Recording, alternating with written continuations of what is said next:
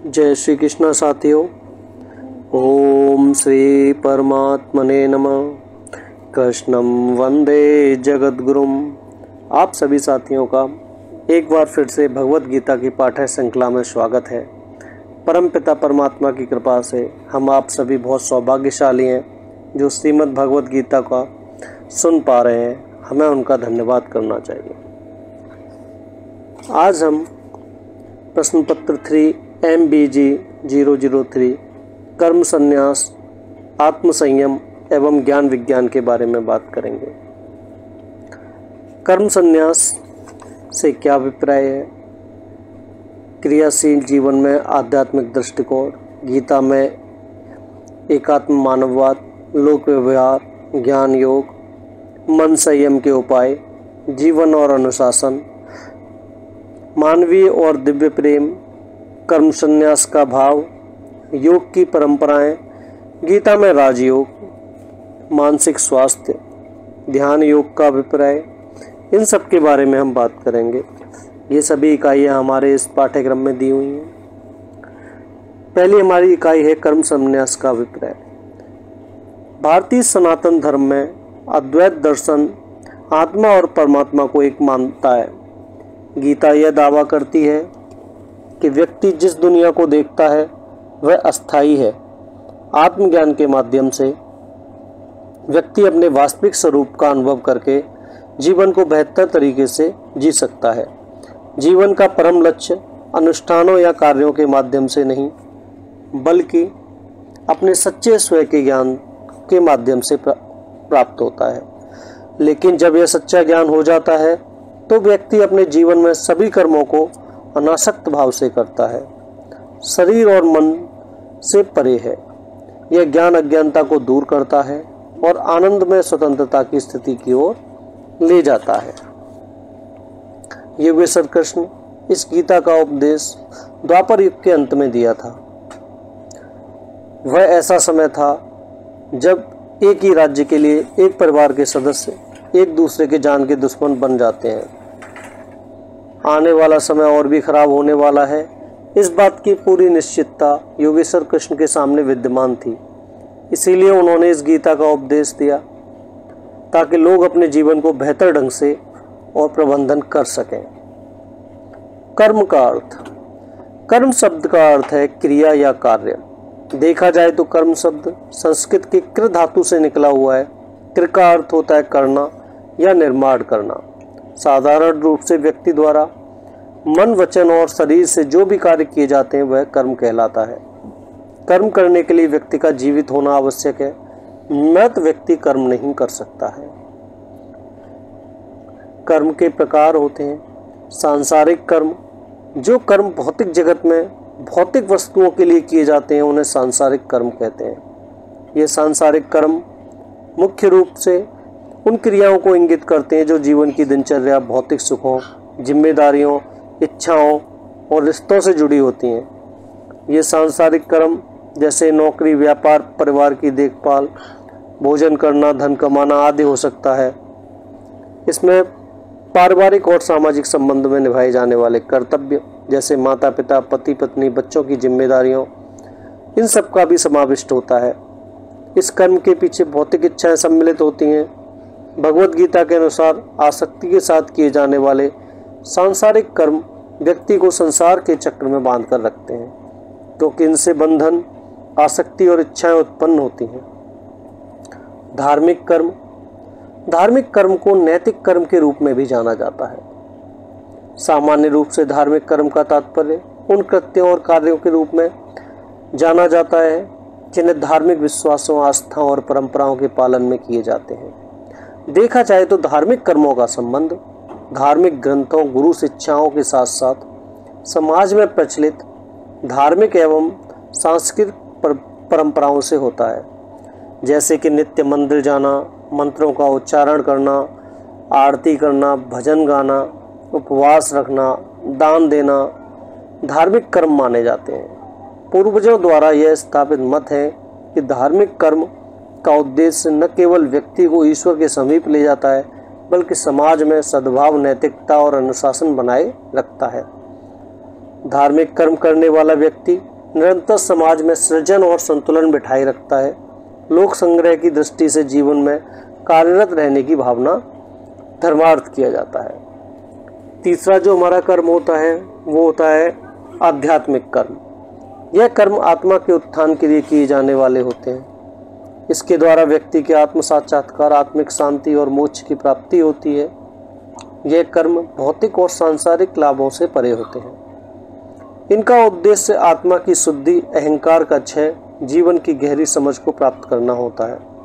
आध्यात्मिक कर्म न केवल कर्मों के हिस्से के हो सकते हैं, बल्कि वे जीवन के हर पहलू में गहरी जागरूकता और चेतना ला देते हैं। इसके अंदर ध्यान के माध्यम से मन को एकाग्र करना, आत्मा के साक्षात्कार की ओर बढ़ना भी सम्मिलित होता है। कर्मयोग का अर्थ। भगवद गीता में कर्मयोग का प्रमुख स्थान है। यह मार्ग व्यक्ति को निष्काम भाव से कर्म की ओर प्रेरणा देता है, जिससे मनुष्य अपने कर्तव्यों का पालन करते हुए भी मोह और आसक्ति से मुक्त रहता है और प्रत्येक परिस्थिति में समान भाव रखते हुए वह कर्म करता है। हानि लाभ, जीवन मरण, सम्मान अपमान, संयोग वियोग में एक भाव होकर कर्म करते रहना ही कर्मयोग कहलाता है। जैसे कि भगवान कृष्ण ने गीता में लिखा है, अर्जुन से कहते हैं वो, तू बिना आसक्ति के सदा अपने कर्तव्यों का पालन कर, क्योंकि आसक्ति रहित होकर कर्म करने वाला पुरुष परमात्मा को प्राप्त कर लेता है। कर्म संन्यास का अर्थ। सामान्य अर्थ में कर्म संन्यास का अर्थ है सभी प्रकार के कर्मों का त्याग करके केवल आत्म साक्षात्कार, ध्यान और आध्यात्मिक साधना में लीन हो जाना। इसमें व्यक्ति सांसारिक कर्तव्यों और भौतिक इच्छाओं और कर्मों को त्याग कर संन्यास ग्रहण करता है, जिसका उद्देश्य संसार से विरक्त होकर मोक्ष प्राप्त करना होता है। कर्म संन्यास शब्द दो शब्दों से मिलकर बन रहा है। पहला कर्म है और दूसरा संन्यास, जिसका मूल अर्थ त्याग यानी इन कर्मों और भौतिक संसार से पूर्ण रूप से मुक्त होना। कर्म संन्यास का सीधा तात्पर्य है कि व्यक्ति अपने सांसारिक कर्तव्यों, परिवार, समाज और अन्य जिम्मेदारियों से अलग हो जाता है और केवल आध्यात्मिक साधना में लग जाता है। यह आंतरिक स्तर पर बाहरी त्याग है, पर कर्म संन्यास का विशिष्ट अर्थ कर्म फल से त्याग है।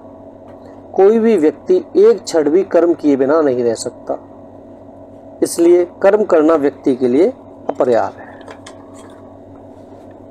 कोई भी व्यक्ति एक क्षण के लिए कर्म किए बिना नहीं रह सकता, यह गीता में लिखा हुआ है, क्योंकि प्रकृति उत्पन्न गुण सभी को अनिवार्य रूप से कर्म करने के लिए बाध्य करते हैं। कर्म करने की बाध्यता का विचार भारतीय दर्शन विशेष रूप से भगवत गीता में महत्वपूर्ण है। गीता में एक श्लोक भी है इसके लिए, नहीं कश्चित् क्षणमपि जातु तिष्ठत्य कर्म कृतः कार्यते ह्रावास कर्म सर्वः प्रकृतिजीर्णो गुणे।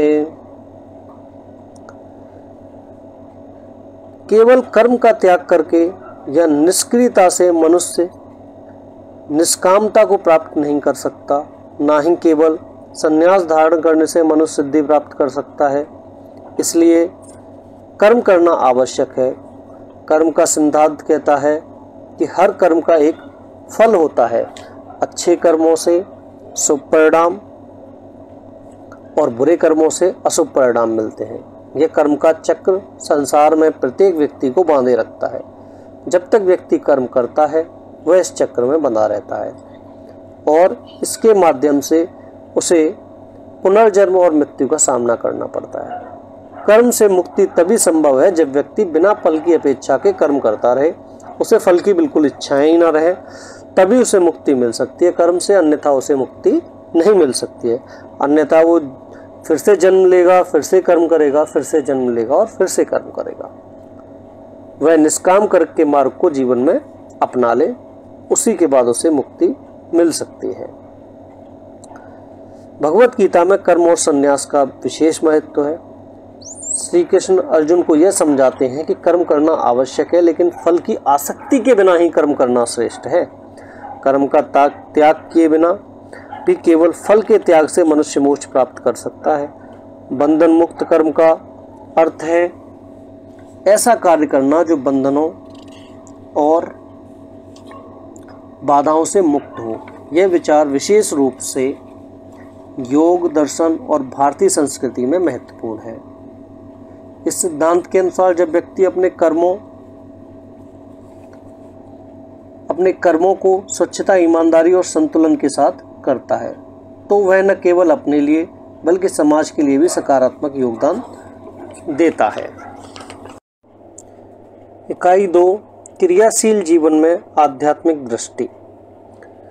अपने जीवन के विभिन्न पहलुओं जैसे शरीर, विचार, भावनाएं और आत्मा के बीच एक सामंजस्य और संतुलन बनाए रखना व्यक्ति का कर्तव्य होता है। इन सभी पहलुओं में संतुलन होता है और व्यक्ति मानसिक, शारीरिक और भावनात्मक रूप से स्वस्थ रहता है। ऐसा ही जीवन वास्तविक रूप से क्रियाशील जीवन माना जाता है। संतुलित जीवन जीने के लिए लोग नियमित व्यायाम, स्वस्थ आहार से शरीर को स्वस्थ बनाए रखने का प्रयास करते हैं। पर्याप्त नींद और आराम भी जरूरी है ताकि शरीर को पुनः ऊर्जा मिल सके। मानसिक तनाव को कम करने के लिए ध्यान, प्राणायाम, योग का अभ्यास भी किया जाता है। यह जीवन को आध्यात्मिक रूप से मजबूत करते हैं।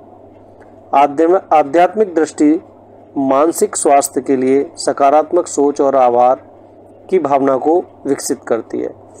मस्तिष्क को ताजगी और ऊर्जा देने के लिए समय समय पर आराम, पुनर्नवीनीकरण की आवश्यकता होती है। भावनाओं का नियंत्रण और संतुलन जीवन के मानसिक और भावनात्मक स्वास्थ्य के लिए अत्यंत महत्वपूर्ण है। क्रियाशील जीवन। क्रियाशील जीवन से तात्पर्य है ऐसा जीवन जिसमें व्यक्ति शारीरिक, मानसिक और सामाजिक गतिविधियों में सक्रिय रूप से भाग लेता है। यह जीवन शैली न केवल शारीरिक स्वास्थ्य को बढ़ावा देती है बल्कि मानसिक ताजगी, आत्मसंतुष्टि और सामाजिक संबंधों में भी सुधार करती है। जब व्यक्ति अपने जीवन को क्रियाशील बनाए रखता है तो वह न केवल अपने लिए बल्कि समाज के लिए भी सकारात्मक योगदान देता है। क्रियाशील जीवन और आध्यात्मिकता। गीता में क्रियाशील जीवन का प्रमुख तत्व कर्म है। कर्म शरीर से किया जाता है। शरीर ही इस शरीर से कर्म कराती है। जो शरीरी होती है वही इस शरीर से कर्म करवाती है। श्री कृष्ण ने गीता में यह बताया है कि व्यक्ति को अपने कर्तव्यों का पालन करते हुए फल की इच्छा नहीं करनी चाहिए। आसक्ति रहित जीवन ही सबसे बेहतर है, जीवन परिणाम के रूप में जाना जाता है। योगेश्वर श्री कृष्ण कहते हैं, योगस्तः कुरु कर्माणि संगम त्वक्त्वा धनंजय सिद्ध सिद्ध्यो समो भूत्वा समत्वं योग उच्यते। अर्थात योग में स्थित होकर कर्म करो और आसक्ति को छोड़ दो। ओ धनंजय, सफलता और असफलता में समान रूप से स्थित रहकर समत्व का अनुभव करो, यही सच्चा योग है।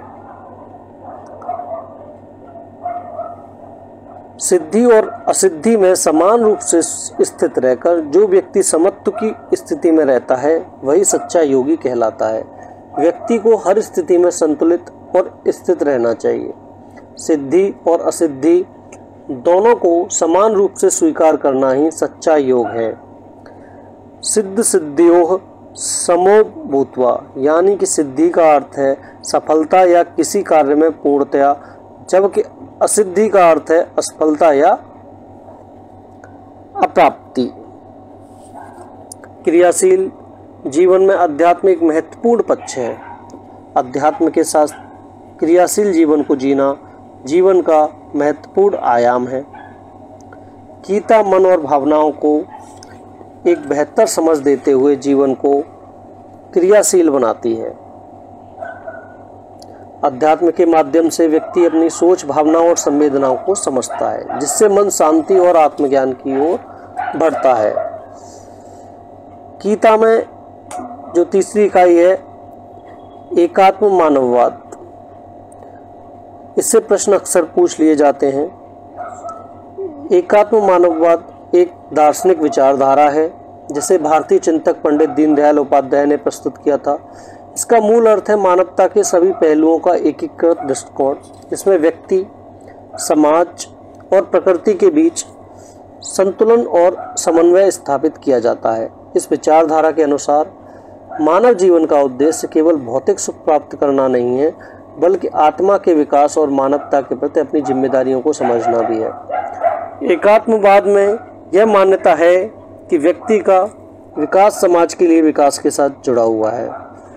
इसलिए सामाजिक, आर्थिक और राजनीतिक नीतियों का निर्धारण करते समय इस एकता को ध्यान में रखना आवश्यक है। इसका मूल दर्शन मानता है कि मानव केवल भौतिक अस्तित्व नहीं, बल्कि उसका आत्मिक और मानसिक पहलू भी होता है। यह पहलू अपने आप में बहुत महत्वपूर्ण है। इसका दर्शन व्यक्ति, समाज और प्रकृति के बीच संतुलन और सामंजस्य बिठाने के लिए करता है। इसे सभी मानवीय पक्षों का एकीकृत मूल समझा जाता है। एकात्म मानववाद और गीता में एकात्म मानववाद के तत्वों का समावेश देखा जा सकता है, क्योंकि गीता मानवता, समानता और समर्पण पर जोर देती है। गीता के प्रत्येक अध्याय से इसके सिद्धांत परिलक्षित होता है।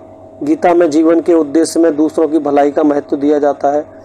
यही तो एकात्म मानववाद का मूल सिद्धांत है, जो सभी मानवों के कल्याण को प्राथमिकता देता है। गीता में कर्म के प्रति समर्पण का सिद्धांत है। इसमें व्यक्ति को अपने कार्यों को बिना किसी स्वार्थ के करना चाहिए। यह विचार सामाजिक सेवा और मानवता के प्रति जिम्मेदारी को दर्शाता है।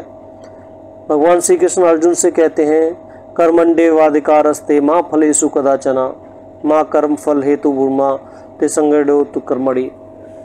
अर्थात आपका अधिकार केवल कर्म करने में है, लेकिन फल की अपेक्षा मत कीजिए। कर्म न करने में भी आसक्त न कीजिए। यह श्लोक भगवान श्री कृष्ण ने अर्जुन को उपदेश देते हुए कहा था, जिसका अर्थ है कि मनुष्य को अपने कर्मों को निस्वार्थ भाव से करना है, किसी फल की इच्छा किए बिना। कर्म की असली सफलता उसमें निहित होती है। प्रत्येक मनुष्य का कर्म उसके लिए फल निर्मित नहीं करता। उसके कर्म का प्रभाव व्यापक रूप से मानव जाति पर पड़ता है। एक व्यक्ति जब कर्म करता है तो उसका फल उसे तो मिलता ही है, परंतु अपनी आकांक्षा रखकर मानसिक शांति और वास्तविक सफलता को रोकता है। किसी कार्य को करते समय उसका परिणाम व्यक्ति के नियंत्रण में नहीं रहता है। सारा मानव समाज उसके कार्य के परिणाम से अंतर संबंधित होता है। ऐसे में इस दृष्टि को रखते हुए कर्म करना, कार्य का प्रभाव समाज के अधिकांश लोगों पर पड़ता है। एक सामान्य मनुष्य फल की चिंता करके अपनी शक्ति और मानसिक शांति को नष्ट करता है, पर मानववटवादी दृष्टि गीता की कर्म का उद्देश्य कार्य को सिर्फ करना बतलाती है, परिणाम पर ध्यान देने की बात नहीं करती है। इस विचारधारा का पालन करने से जीवन में संतुलन आता है।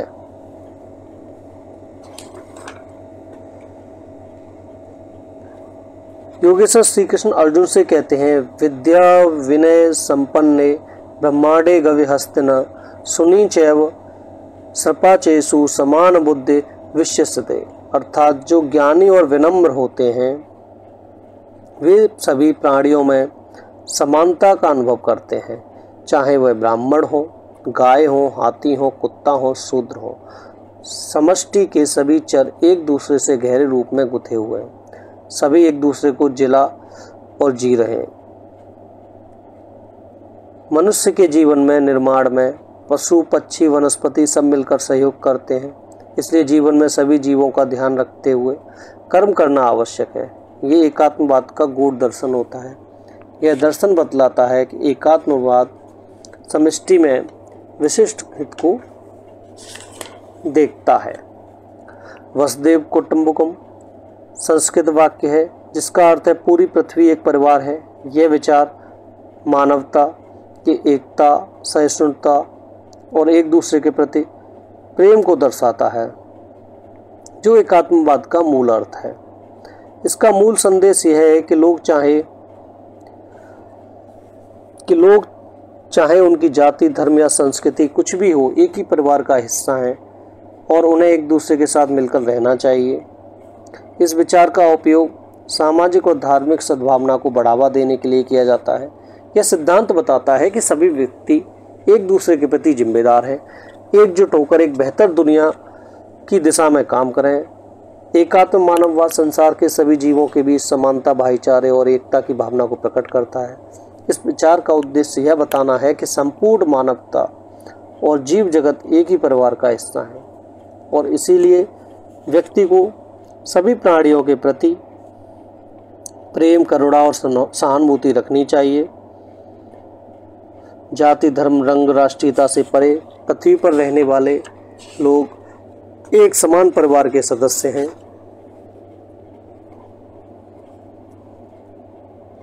सभी जीवों का साथ देने और एक दूसरे के सुख दुख में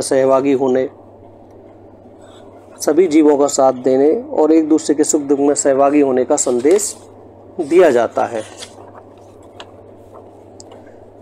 इसके बाद हमारा जो अगला खंड है वो है व्यवहार एवं ज्ञान योग। खंड 2 है ये। इसकी प्रथम इकाई है हमारी लोक व्यवहार एवं ज्ञान योग। इससे भी संबंधित प्रश्न पूछ लिए जाते हैं। लोक व्यवहार के ऊपर भी प्रश्न आते हैं, ज्ञान योग के ऊपर भी प्रश्न आते हैं। इसमें ज्ञान की अवधारणा, ज्ञान योग के स्वरूप के बारे में, अज्ञान और ज्ञान के बीच के संबंध में, परमात्म ज्ञान, ज्ञान मार्ग के साधन, परमात्म ज्ञान से युक्त मनुष्यों के लक्षण, बुद्धिमान मनुष्य की आचरण विशेषताएं, इन पर बात की जाएगी।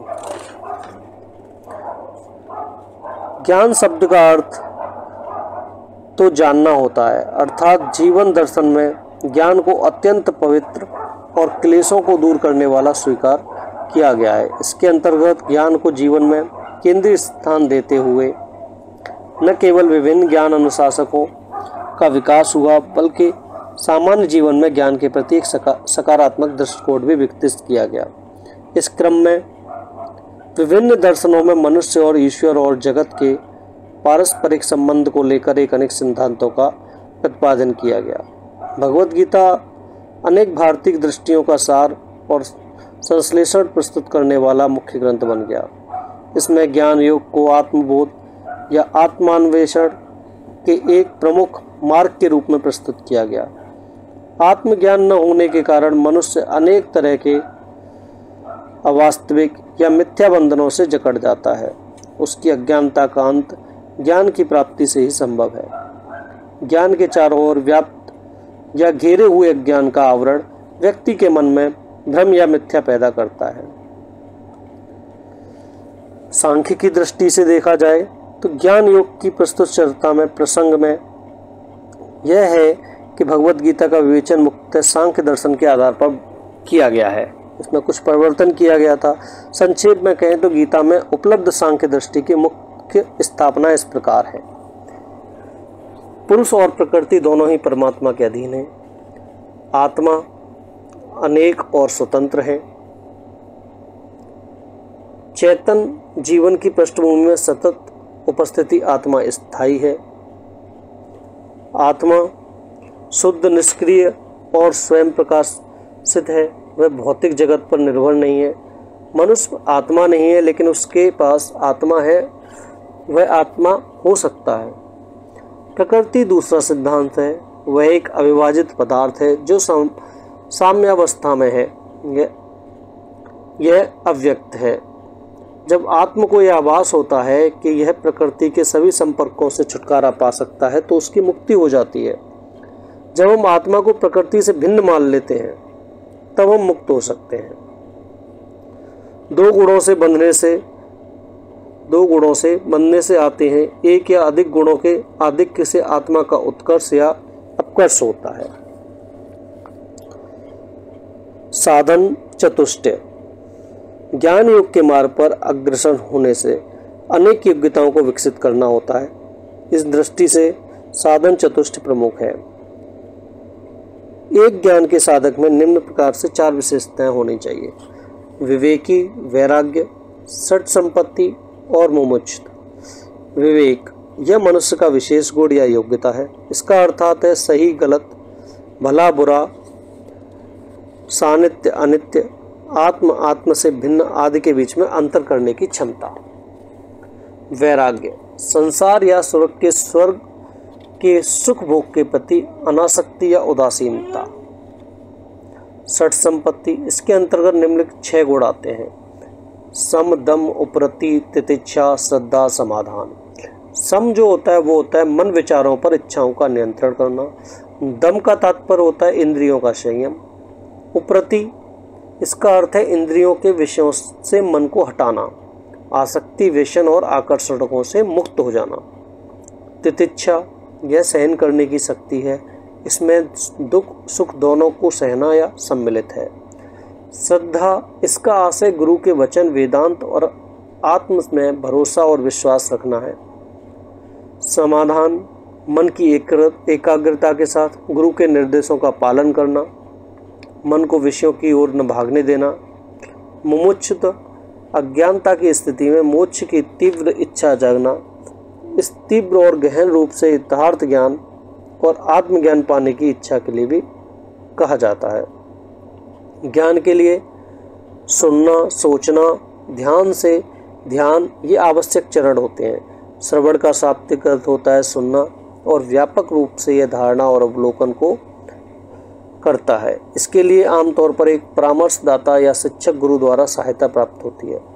मनन का तात्पर्य होता है चर्चाओं पर विचार करना और स्वाध्याय और श्रवण पर आधारित विभिन्न विचारों पर मंथन करना।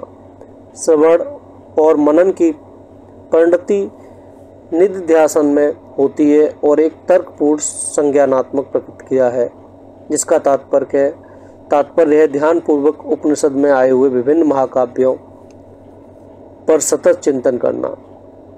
अप्रत्यक्ष अंतर्ज्ञान या सत्य की प्राप्ति और उसके परिणाम स्वरूप दृढ़ विश्वास से अद्वैत की स्थिति प्राप्त होती है। यहाँ विचार और क्रिया, ज्ञान और अस्तित्व सबका सम्मिलन होता है। ज्ञान योग के साधक का आचरण। ज्ञान योग के साधक को दृढ़ निश्चय और स्पष्ट लक्ष्य रखते हुए भोग विलास या संयम की अति से बचना चाहिए। मन की समता विकसित करनी चाहिए। सभी इंद्रियों को बस में करना आना चाहिए और निरंतर अभ्यास और वैराग्य के माध्यम से मन को नियंत्रित करना चाहिए। साधक को भय, वासना, क्रोध और लोभ के चंगुल से भी स्वयं को मुक्त करना चाहिए। उसे किसी भी प्राणी से शत्रुता नहीं रखनी चाहिए। मन की एकाग्रता प्राप्त करने के लिए व्यक्ति को अपनी श्वास को नियंत्रित कर अपने मन को एक बिंदु पर केंद्रित करना आना चाहिए। उसे बिना किसी आसक्ति के और बदले में किसी भी अपेक्षा के बिना अपना निर्धारण कर्तव्य करते रहना चाहिए। ऐसे साधक को अपने सभी धर्म भगवान को समर्पित करने चाहिए और प्रसन्नतापूर्वक स्वीकार करके भाव के साथ परिणामों को प्राप्त करना चाहिए। ज्ञान का जो महत्व है वो भगवान श्री कृष्ण ने समय समय पर अर्जुन को बताया है और उन्हें जो श्रद्धा से युक्त है, ज्ञान की खोज में ईमानदार है, जिसने अपनी इंद्रियों को वश में कर लिया है, ऐसा व्यक्ति इस ज्ञान को प्राप्त कर सकता है। ज्ञान प्राप्त करने शीघ्र ही परम शांति को प्राप्त करता है। जब कोई व्यक्ति समत्व वाला ज्ञान प्राप्त कर लेता है तो वह कर्मों के बंधन से मुक्त हो जाता है। उसे पूर्ण आत्म जागरूकता या अंतर्दृष्टि पैदा होती है। उसका अहंकार दिव्य चेतना के साथ एकाकार हो जाता है। जो व्यक्ति अपने आप स्वतः प्राप्त हो जाए उसे संतुष्ट रखते हैं, ईश्वर द्वैत भाव से मुक्त रखते हैं, वे सफलता और असफलता दोनों में संतुलित रहते हैं। ऐसे मनुष्य सभी प्रकार कार्य करते हुए भी कर्म के बंधन में नहीं पड़ते हैं। कर्म की अनिवार्यता। कर्म की अनिवार्यता के बारे में तो पहले भी हम कई बार बता चुके हैं कि हर इंसान समय समय पर कर्म करता रहता है और कर्म के बिना कोई रह नहीं सकता है। तो कर्म करना तो इंसान के जीवन का एक मार्ग है। ज्ञान युक्त मनुष्य का आचार व्यवहार। प्रायः ज्ञान के मार्ग को सामान्य लोगों द्वारा साधारण परिस्थितियों में उपयोगी न मानते हुए उस पर ध्यान न देकर उसकी अपेक्षा की जाती है। उसे संसार या लोक विरोधी या अव्यवहारिक कहा जाता है। इसी रूप में सामान्य बातचीत में प्रस्तुत किया जाता है। ऐसा इसलिए होता है कि ज्ञान के चारों ओर अज्ञान का आवरण फैला होता है। ज्ञान उस आवरण में छिपा रहता है, परंतु अज्ञान भ्रामक और बड़ा ही आकर्षक होता है, इसलिए लोग उस पर सहज ही मोहित हो जाते हैं। भ्रांति होने की स्थिति में लोगों में यथार्थ और परमात्मा के ज्ञान में रुचि की ओर आगे बढ़ने की प्रवृत्ति कम हो जाती है। अज्ञान के कारण मनुष्य असत को सच समझने लगता है, वह सरलता से दुख भ्रमित हो जाता है और विभिन्न प्रकार के तनाव और द्वंद्वों को ग्रस्त होने लगता है। उसका आचार व्यवहार भी दूषित होने लगता है। उसे विवेक नहीं रहता कि क्या करने लायक है और क्या अकरणीय है। ऐसी स्थिति में विपदगामी होकर भी वह अपनी और दूसरों का कल्याण भलाई नहीं कर पाता है। जो ज्ञान होता है और अज्ञान होता है, ज्ञान का रास्ता थोड़ा कठिन होता है, ज्ञान का आसान होता है, और अज्ञान वाली चीज़ लोगों को आसान लगती है तो वो सभी उसकी ओर आकर्षित हो जाते हैं, आसान चीज़ की ओर, और ज्ञान से दूर होने की ओर चले जाते हैं। इस अध्याय में हमने ज्ञान योग आत्मा के वास्तविक ज्ञान का पथ है यह सब जाना। यह आध्यात्मिक ज्ञान है जिसमें दिव्यता या देवत्व की प्राप्ति होती है। इस प्रकार के ज्ञान से जन्म मृत्यु के बंधन से मनुष्य के मुक्त हो जाता है। इस मार्ग का चयन रुचि, अभिरुचि और झुकाव पर निर्भर करता है। ये सब हमने बातें की अभी। इसमें अकर्म क्या होता है, इसका शाब्दिक अर्थ है मन, वाणी और शरीर से किए जाने वाले कर्मों से रहित होना, परंतु क्रियाओं का स्वरूप ही पर्याप्त नहीं है। इस भाव से कर्म किया गया है, यह महत्वपूर्ण है। शास्त्रोचित कर्तव्य कर्म यदि फलेच्छा और ममता और आसक्ति से रहित होकर या त्याग कर केवल दूसरों के हित के लिए किए जाएं तो वह अकर्म है। दूसरे शब्दों में निर्लिप्त होते हुए कर्म करना अकर्म है। कर्म के बारे में हम बात कर ही चुके हैं। इस अध्याय में और खंड में इतना ही दिया हुआ है जो हमने भी यहाँ बात की है। इसके बाद आ जाता है खंड 3। इस खंड में और भी इकाइयाँ हैं लेकिन वो हमारे सिलेबस में नहीं है अभी, तो हम उन पर अभी बात नहीं करेंगे। इसके बाद खंड 3 में हम मन, अनुशासन और प्रेम पर बात करेंगे।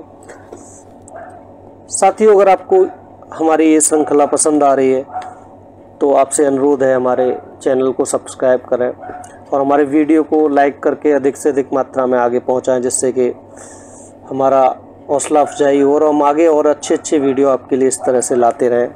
हम एक छोटी सी कोशिश कर रहे हैं, इसमें हमारा साथ है। मन संयम के उपाय, ये हमारी पहली इकाई है। इसमें श्रीमद् भागवत गीता में वर्णित मनस्तत्व के विषय में बात करेंगे। मन का स्वभाव एवं कार्य विषयक अवधारणा से परिचित हो सकेंगे। मन का संयमन क्यों आवश्यक है, ऐसे जान पाएंगे। मन संयम के क्या उपाय हैं, ऐसे जान पाएंगे। इस अनंत अद्भुत सृष्टि का अनंत विस्तार है। अनंत विस्तार ज्ञात अज्ञात या सृष्टि असीम है। सामान्य तथा हम इस सृष्टि का अवलोकन करते हैं तो यह परिलक्षित होता है कि यह मूर्त या अमूर्त की समष्टि है। इस अनंत अद्भुत असीम सृष्टि में स्वयं विवेक गुणों से विवेचित मनुष्य मूर्ति एवं अमूर्त की स्पष्टि है। इस मूर्त एवं अमूर्त जगत के साथ साथ स्वयं की भी अन्वेषणा और गवेषणा मनुष्य सहज और स्वाभाविक भावों से करता है। श्रीमद् भागवत गीता में वर्णित मनस्तत्व, श्रीमद् भागवत गीता में वर्णित मनस्तत्व विमर्श की गहन मीमांसा के पूर्व यह जान लेना आवश्यक है कि श्रीमद् भागवत गीता एक सामान्य भारतीय मनीषा का दर्शन है। यदि हम इसे स्पष्ट करते हुए व्यापक अर्थ में कहें तो कह सकते हैं कि श्रीमद् भागवत गीता सकल मानवीय मनीषा का सामान्य दर्शन है। अतः श्रीमद् भागवत गीता में जिस दार्शनिक सिद्धांत या मानवीय ज्ञान के सिद्धांतों की विवेचना हुई है उसे हम दार्शनिक संप्रदायों की सीमा में बद्ध नहीं कर सकते। यही बात मनतत्व के विवेचन के प्रसंग में दृष्टिगोचर होती है।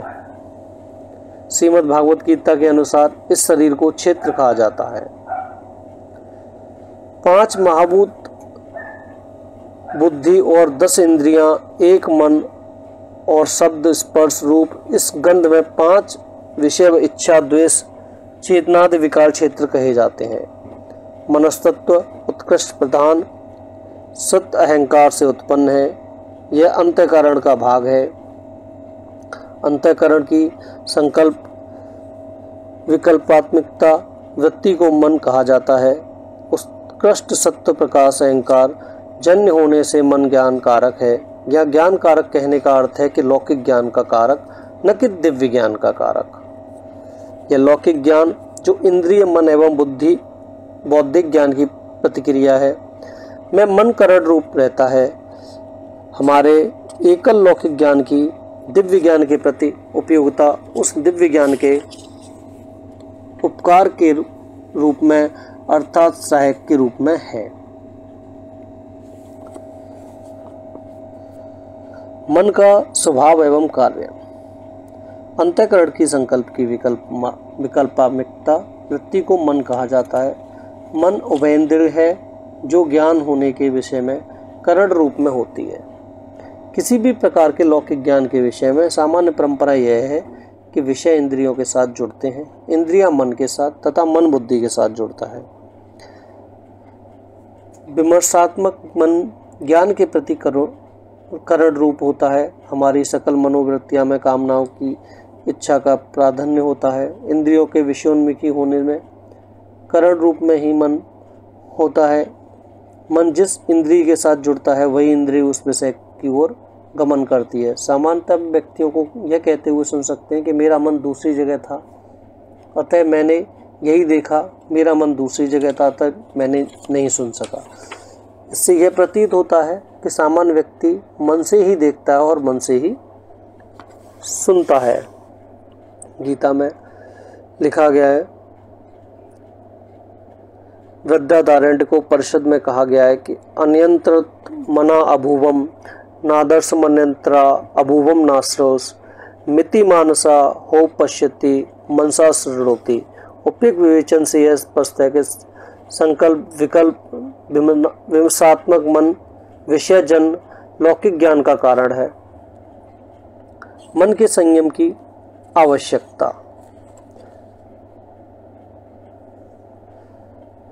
मन के कारण योग की अचल स्थिति संभव नहीं है।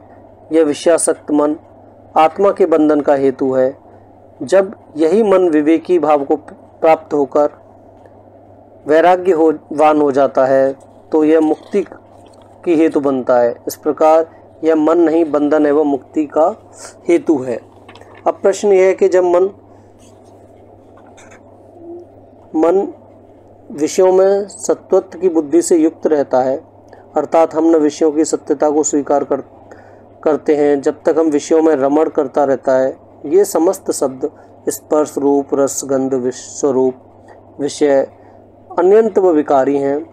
इनके विषयों के भोग से नित्य एवं एकांतिक सुख की प्राप्ति होती है। इनसे तृप्ति नहीं हो सकती है क्योंकि क्षणिक हैं। मन एक विषय से दूसरे विषय की ओर भागता रहता है। मन संयम करने के कुछ उपाय भी होते हैं। पूर्व विवेचन में यह स्पष्ट हुआ कि मन अत्यंत चंचल होता है, प्रमथनशील होता है, वह अत्यधिक बलवान है। इसका ऋण से यह समन्वय करना अर्थात विषयों से इसे च्युत करना कि इसका दूरीकरण करना अत्यंत दुष्कर है। मन का संयमन अति दृढ़ होने से आत्मिक समदर्शिता से सभी विषयों को स्वीकार या समत बुद्धि प्राप्त करना संभव नहीं है, क्योंकि यह समत बुद्धि तब प्राप्त होती है जब अंतःकरण की सभी बाह्य वृत्तियों का निरोध हो जाता है,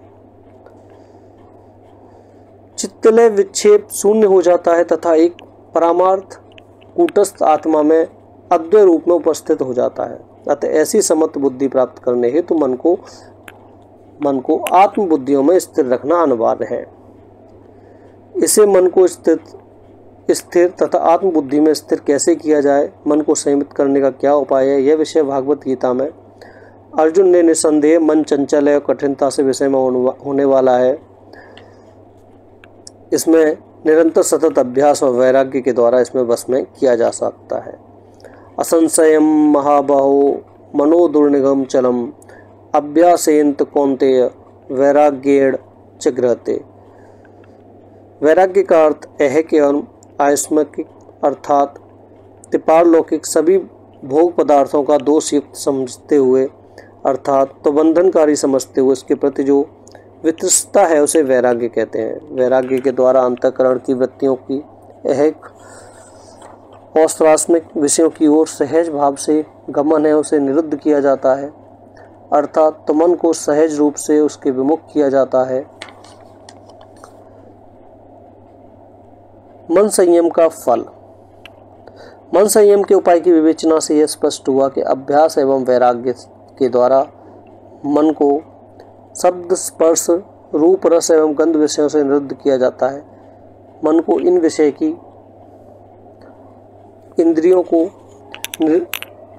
निर्वर्तित कर मन को संयमित कर सदा दृढ़ काल तक इसका अभ्यास करते हैं, अर्थात योगाभ्यास करते हैं तथा आहार विहार आदि संबंधी सकल आनुषंगिक नियमों का पालन करते हैं तो उन्हें परम शांति प्राप्त होती है। यह योग हमें ब्रह्म साक्षात्कार की स्थिति को प्राप्त करता है। यह सकल जगत एवं जगत के दुख अपने मूल अविद्या सहित निवृत्त हो जाते हैं।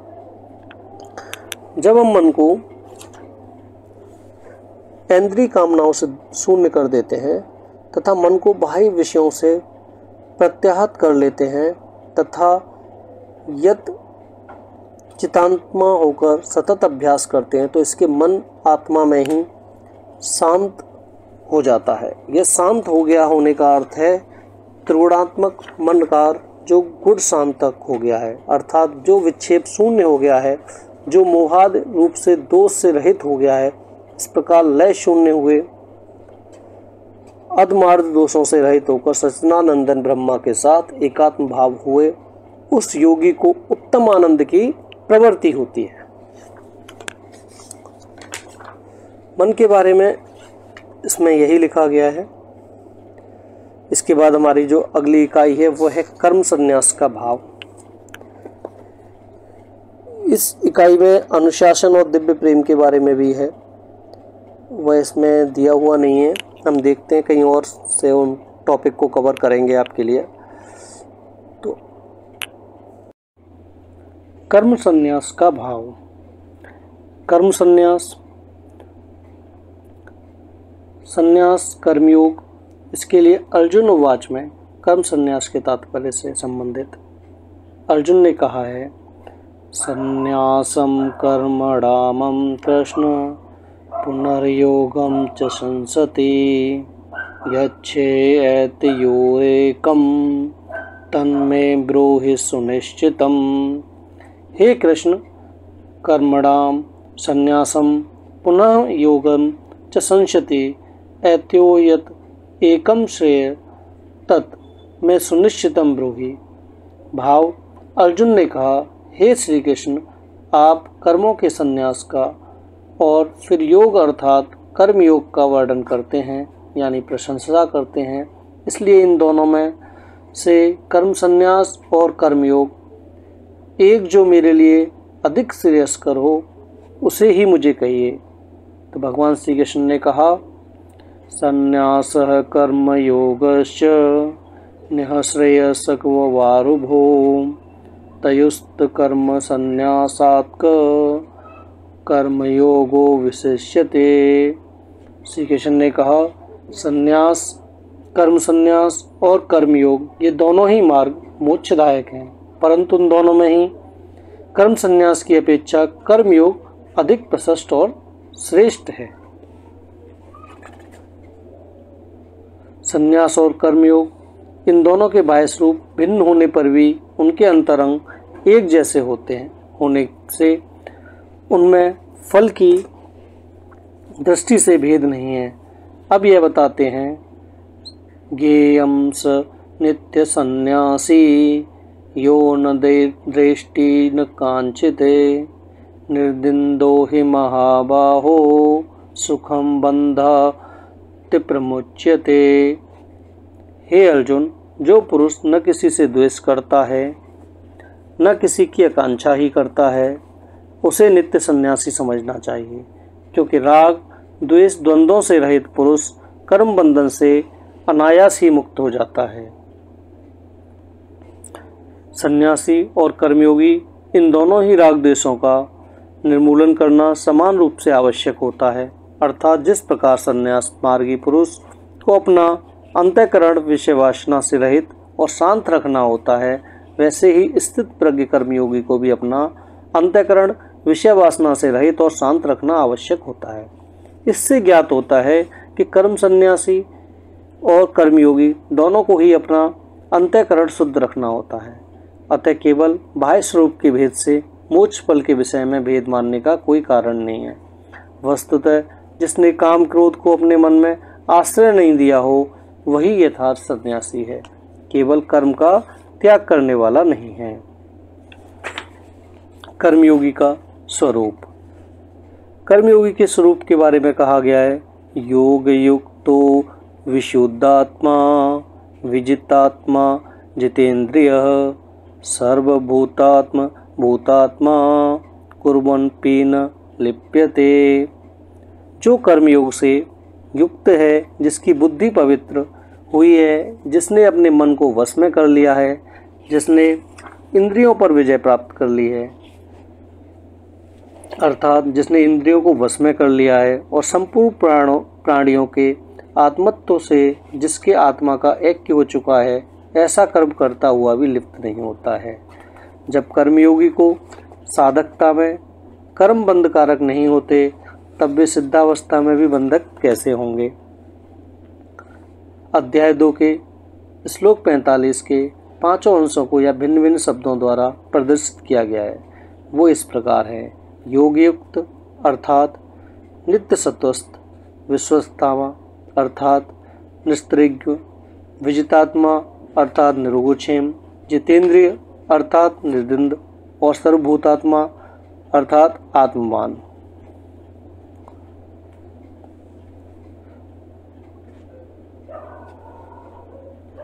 गीता में कहा गया है, ब्रह्मांड्याधाय कर्माणि षडंग त्वक्वा करोति यः लिप्यतेन स पापेन पदम पत्रमिवाभिमसा। जो कर्मयोगी फलाशक्ति का त्याग कर ब्रह्मार्पण बुद्धि से कर्म करता है, वह जल से लिप्त न होने वाले कमल पत्र की तरह कर्म बंधन से लिप्त नहीं होता है। कायेन मनसा बुद्धिया केवलैरिन्द्रियैरपि योगिनः कर्म कुर्वन्ति षडगत्वात्मशुद्धये। कर्मयोगी फलाशक्ति का त्याग कर अंतःकरण शुद्ध होने के लिए केवल शरीर से, मन से, बुद्धि से और इंद्रियों से कर्म करते हैं। गीता में कहा गया है, ज्ञानेन तो तद्ज्ञानम येषानास्य तमात्मनः तेषामादित्य वज्ञानम प्रकाशयति तत्परम। परंतु आत्मा के ज्ञान से जिनका अज्ञान नष्ट हो जाता है, उनका वह उत्कृष्ट आत्मज्ञान सूर्य की तरह प्रकाशित करता रहता है।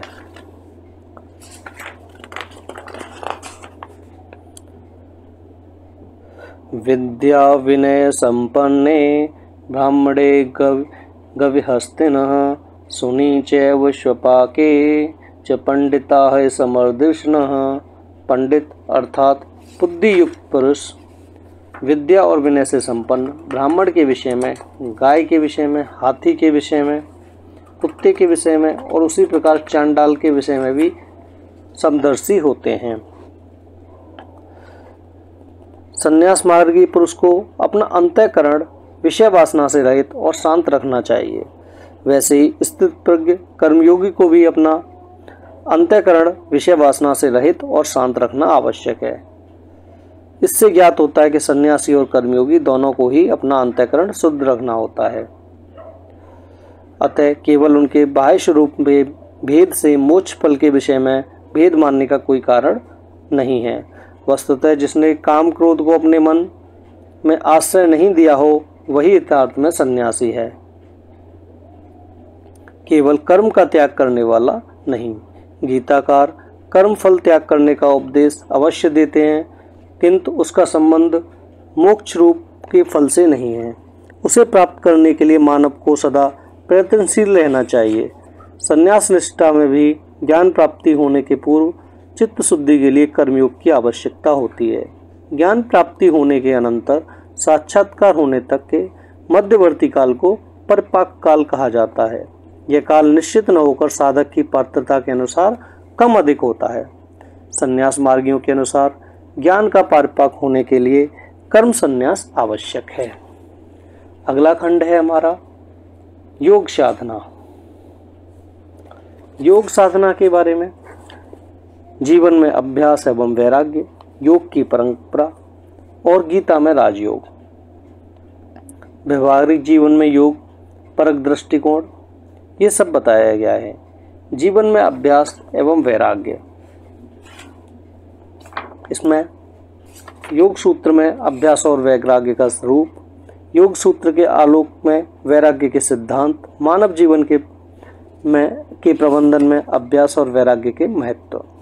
मानव जीवन को सुख और समृद्धि की ओर मार्गदर्शन के लिए दो महत्वपूर्ण सिद्धांत हैं, अभ्यास और वैराग्य। ये दोनों ही तत्व हमारी जीवन शैली को संतुलित और उद्देश्यपूर्ण बनाने में सहायक होते हैं। अभ्यास का तात्पर्य है किसी भी कार्य गतिविधि में निरंतरता और नियमितता बनाए रखना, जबकि वैराग्य का अर्थ है मानसिक आसक्ति और शारीरिक इच्छाओं से दूर रहना। इन दोनों का संतुलन व्यक्ति को जीवन में मानसिक और शारीरिक शांति प्रदान करता है।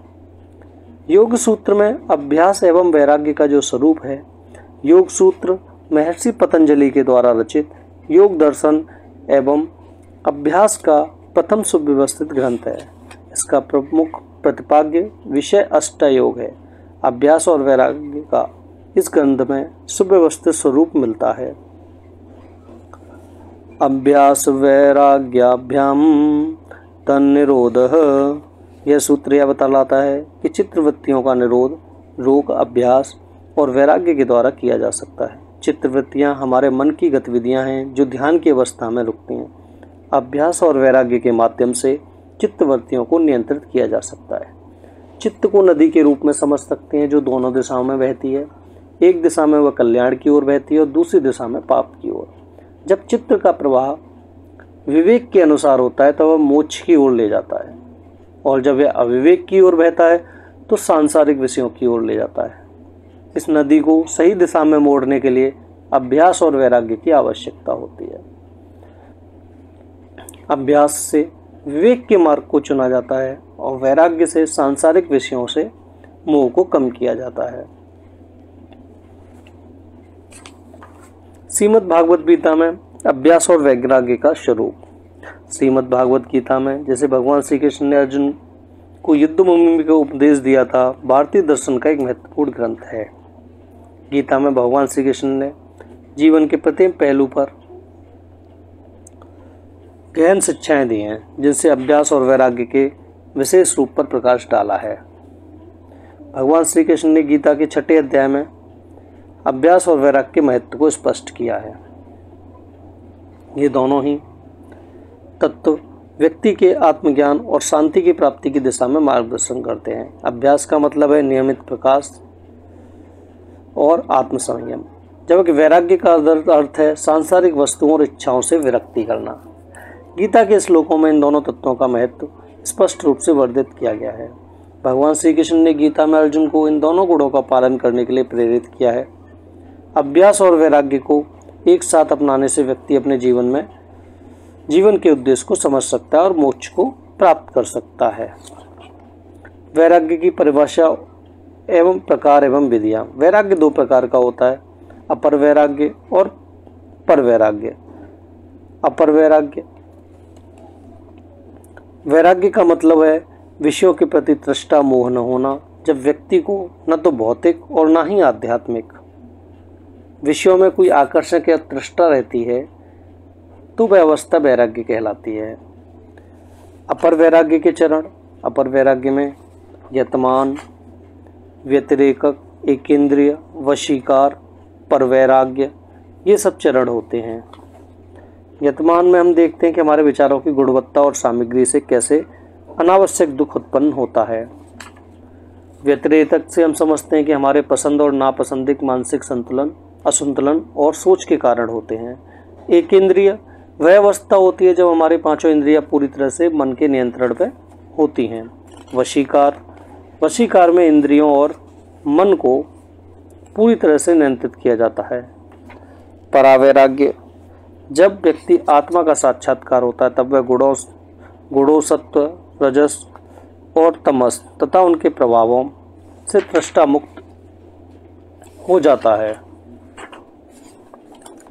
अभ्यास और वैराग्य का आधुनिक जीवन प्रबंधन में क्या योगदान रहता है? आज के तनावपूर्ण व्यस्त जीवन में मानसिक शांति और संतुलन प्राप्त करने के लिए अभ्यास और वैराग्य का अत्यधिक महत्व बढ़ चुका है।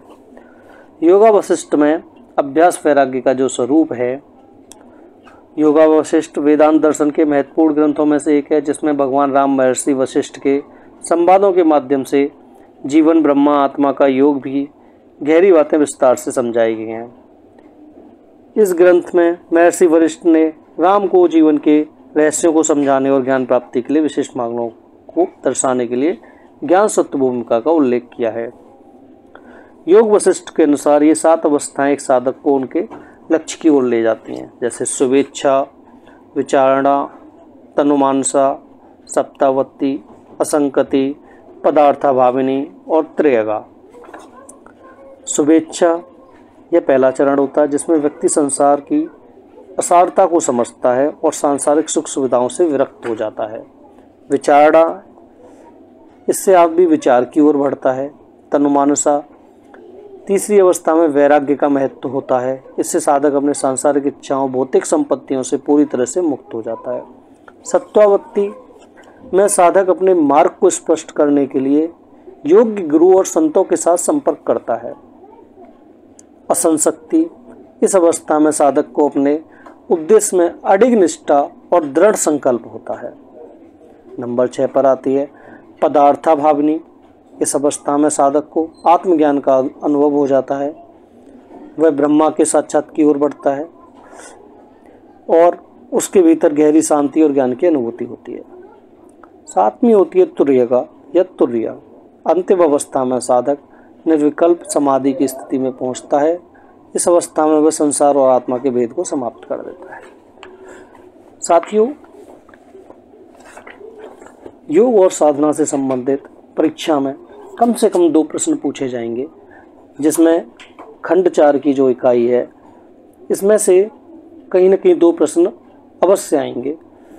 तो आप इसको, जो भी हमने योग की अभ्यास और वैराग्य के बारे में बात की, इसकी अगली इकाई है योग की परंपरा।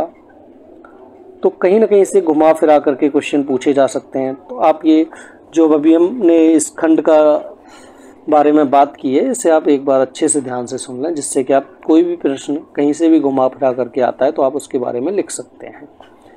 योग की परंपरा। योग परंपरा के इतिहास को समझने से पहले इस बात को समझना आवश्यक है कि योग का विस्तार अत्यंत बृहद व बहुआयामी है। इसके साथ ही योग परंपरा इतनी प्राचीन है कि इसको उद्भव का कोई निश्चित समय या अंत बता पाना असंभव है, परंतु इसका अर्थ यह नहीं है कि यह विषय पूर्णतः अज्ञात है। प्राचीन ग्रंथों जैसे वेद, उपनिषद, पुराण एवं अन्य सैकड़ों योग संबंधित ग्रंथों की समीक्षा कर योग के उद्भव एवं प्रचार को विस्तार से समझा जा सकता है। योग का जो इतिहास है वो वैदिक काल, उत्तर वैदिक काल, इतिहास काल, पुराण काल, सूत्र काल, स्मृति काल, मध्यकाल और आधुनिक काल, यहाँ तक जाता है। योग का जो उद्गम है, जैसे कि हम चर्चा कर चुके हैं, जैसे योग की परंपरा अत्यंत प्राचीन होने के कारण यह परंपरा कितनी प्राचीन है, अर्थात इसका जनक कौन है, आदि प्रश्नों का कोई निश्चित उत्तर दे पाना संभव नहीं है, परंतु विभिन्न साहित्यों में अलग अलग आचार्यों ने विभिन्न मत प्रस्तुत किए हैं। जैसे श्रीमद् भागवत गीता के 4th अध्याय में श्री कृष्ण अर्जुन को उपदेश देते हुए कहते हैं, इमं विवस्वते योगम प्रोक्तावान हम व्यव्यम विविश्ववान्य नवे प्राह मनुरिच्छा कवे ब्रवीत। मैंने इस शाश्वत ज्ञान योग का उपदेश सूर्यदेव विविश्वान को दिया और विविश्वान ने मनु, और इसके बाद मनु ने पुनः इसका उपदेश इच्छाकू को दिया। उसके बाद श्री कृष्ण उनसे कहते हैं, हे शत्रुओं के दामन करता, इस प्रकार राजर्षियों ने सतत गुरु परंपरा पद्धति द्वारा ज्ञान योग की विद्या प्राप्त की, किंतु अन्य योगों के साथ विज्ञान संसार में लुप्त हो गया, ऐसा प्रतीत होता है।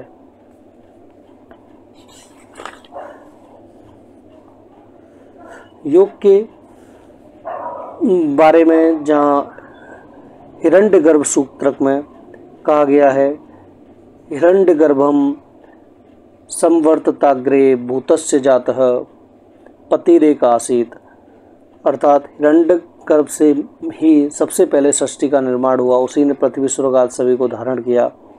महाभारत में योग विद्या के प्राचीन प्रेरणा के रूप में हिरण्यगर्भ को ही माना गया है। वैदिक काल में मुख्य रूप से संहिता ग्रंथों की रचना हुई। वेद विश्व के प्राचीनतम ग्रंथों के रूप में जाने जाते हैं। माना जाता है कि प्राचीन समय में ऋषि मुनियों ने अपने योग बल और तपोबल के द्वारा ही ईश्वरीय ज्ञान को प्राप्त किया था और उन्हें ग्रंथबद्ध कर वेदों के रूप में प्रस्तुत किया था। इसी कारण वेदों को अपौरुषीय भी कहा जाता है। उत्तर वैदिक काल में ब्राह्मण, आरण्यक एवं मुख्यतः उपनिषदों की रचना हुई। भारतीय ज्ञान परंपरा में उपनिषदों का अपना महत्वपूर्ण स्थान है। उपनिषद भारतीय दर्शन शास्त्र को दर्पण एवं आध्यात्मिक विज्ञान के प्राण स्वरूप कहलाते हैं। उपनिषद मुख्य रूप से वेदों के ज्ञान कांड का संकलन है। उपनिषद का अर्थ रहस्य व गुप्त उपदेश कहा जा गया है। हमारे ऋषि मुनियों ने उपनिषदों में वर्णित योग विद्या एवं ब्रह्म विद्या को एक ही प्रकार का रहस्य माना है। इतिहास काल में महाकाव्यों जैसे रामायण महाभारत में योग का उल्लेख मिलता है। रामायण में भगवान राम, सीता और अन्य पात्रों के जीवन में योग ध्यान के संकेत दिखाई देते हैं। रामायण में योग का विशेष वर्णन साधना, आत्मसंयम के रूप में किया गया है। रामायण के अयोध्या कांड, अरण्य कांड, किष्किंधा कांड और उत्तर कांड में क्रमशः प्राणायाम और चित्त की एकाग्रता का उल्लेख स्थान स्थान पर किया गया है। ऋषि मुनियों द्वारा ध्यान और तपस्या की पद्धतियों के बारे में भी बताया गया है। पुराण काल में भारतीय ज्ञान परंपरा एवं हिंदू धर्म के पुराणों के विषय में महत्व रहा है। इतिहास के मिश्रण के रूप में लिखे ग्रंथ है। पुराण का शाब्दिक अर्थ है प्राचीन आख्यान या पुरानी कथा। इसकी परंपरा में कुल 18 महापुराण माने जाते हैं, जैसे ब्रह्म पुराण, पद्म पुराण, विष्णु पुराण, भगवत पुराण, गरुड़ पुराण इत्यादि। इसके 18 उपपुराण भी हैं, जैसे कल्कि पुराण, गणेश पुराण, कपिल पुराण इत्यादि। सूत्र काल में मुख्य रूप से विभिन्न दर्शनों का विकास हुआ। योग के संबंध में विस्तृत वर्णन दर्शन शास्त्र की शाखाओं में प्राप्त होता है। भारतीय दर्शन के न्याय, वैश्विक सांख्य योग, मीमांसा, वेदांत, जैन तथा बौद्ध आदि दार्शनिक संप्रदायों में योग का व्यापक प्रचार प्रसार हुआ है। ऐसे ही स्मृति काल और मध्यकाल में भी योग के बारे में काफ़ी कुछ हुआ है। आधुनिक काल में तो आजकल योग के बारे में चल ही रहा है। 21 जून को योग दिवस मनाया जाता है, कुछ समय पहले ही गया है और ये अंतर्राष्ट्रीय स्तर पर इसकी पहचान मिली है। बाबा रामदेव जैसे योग गुरुओं द्वारा योग को आगे बढ़ाया जा रहा है। योग का अर्थ एवं परिभाषाएं।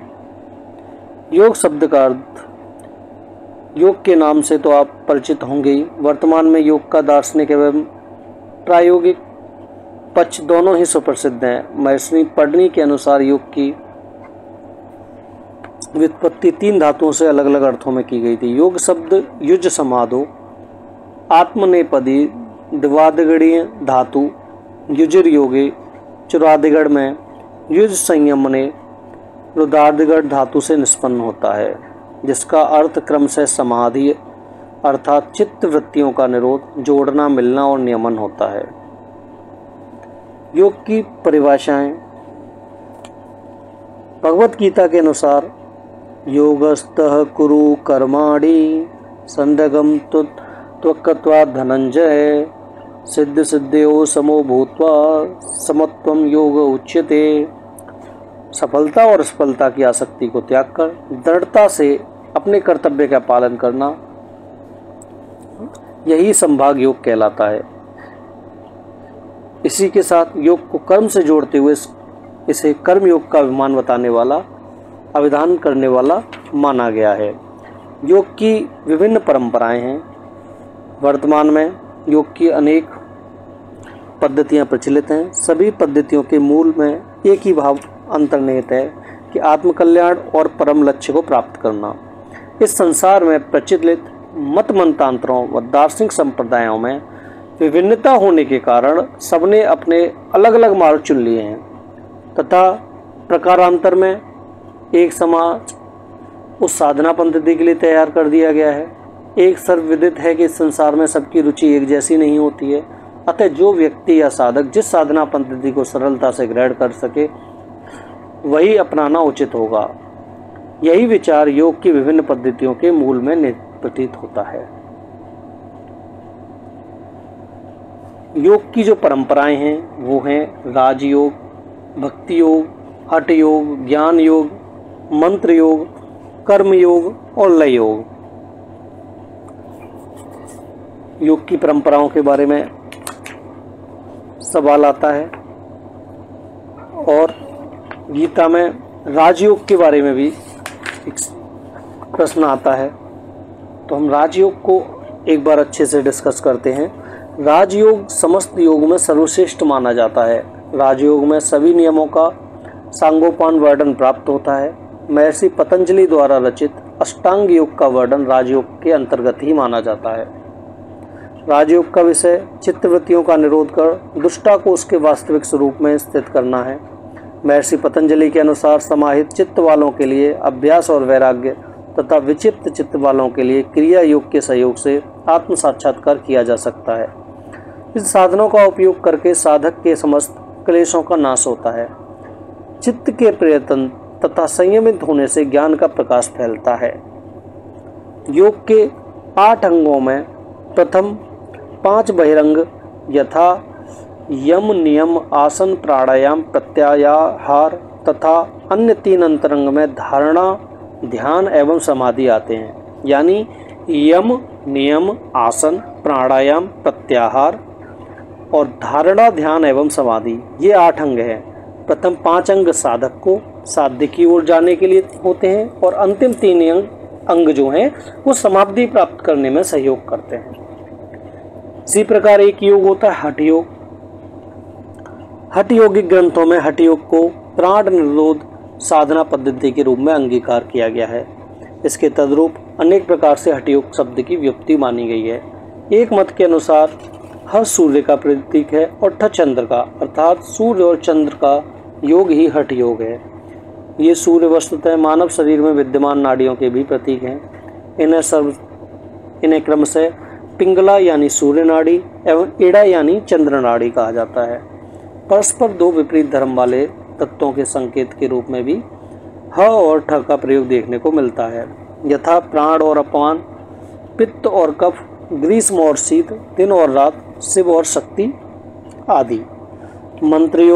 मंत्र योग का संबंध मन से लिया गया है, अर्थात जिस योग में मंत्र के द्वारा मन को एकाग्र करके परमात्मा तत्व की ओर ले जाया जाता है उसे मंत्र योग कहते हैं।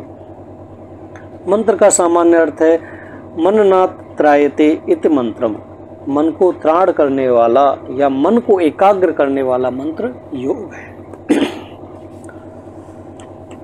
मंत्र योग को जप की 4 विधियां होती हैं, मानसिक जप,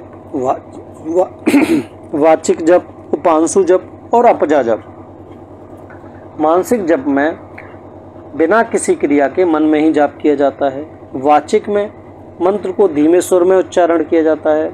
उपांशु में इसमें मंत्र जाप करने वाले को ही केवल मंत्रों की ध्वनि सुनाई देती है, साधक मन स्वर में इसका उच्चारण करता है। एक होता है अपजा जप, इसमें साधक द्वारा स्वयं जप होने लगता है और साधक उसे सुन सकता है। यह जप सर्वोच्च अवस्था होती है। चौथा योग होता है हमारा लय योग, जब मंत्र तथा हठ योग द्वारा योगी की जड़ता अर्थात अज्ञानता समाप्त होकर परमात्मा के स्वरूप का आभास होने लगे तब वह अवस्था लाएगा लय योग की अवस्था हो जाती है, जहाँ जीव ब्रह्मा के स्वरूप में लीन होने लगता है और उसकी समस्त चित्त वृत्तियों का समन होने लगता है। योगी का चित्त जब सदैव ब्रह्म ध्यान में लिप्त रहता है तब उसे लय योग कहते हैं। कर्म योग के बारे में हम पहले बात कर चुके हैं। जैसे कर्म शब्द क्र धातु से बना है, क्र धातु में मन प्रत्यय लगाने से कर्म शब्द की उत्पत्ति हुई। कर्म का अर्थ क्रिया, व्यापार, भाग्य आदि। हम कह सकते हैं जिस कर्म में कर्ता की क्रिया का फल निहित होता है वही कर्म है। ठीक, कर्म करना इंसान की स्वाभाविक प्रवृत्ति है, कोई भी बिना कर्म किए नहीं रह सकता, ये सब कर्म में है। भक्ति योग के बारे में भी हम पहले बात कर चुके हैं। भक्ति योग प्रेम की पराकाष्ठा है। ईश्वर के प्रति अत्यंत प्रेम ही भक्ति है। जब व्यक्ति संसार के भौतिक पदार्थों से मोह त्याग कर अनन्य भाव से ईश्वर की उपासना करता है, पूजा करता है, वो सब भक्ति योग कहलाता है। ज्ञान योग, ज्ञान एवं विज्ञान की धारणाएं वेदों में व्याप्त हैं। सभी धर्मों के मूल वेद ही हैं। वेद का अर्थ ज्ञान के रूप में ले लेते हैं। ज्ञान अर्थात जिसमें व्यष्टि एवं समष्टि के वास्तविक स्वरूप का बोध होता है। ज्ञान विद धातु से उत्पन्न शब्द है जिसका अर्थ किसी भी विषय, पदार्थ आदि को जानना या अनुभव करना होता है। तो ये सब ज्ञान योग में आता है।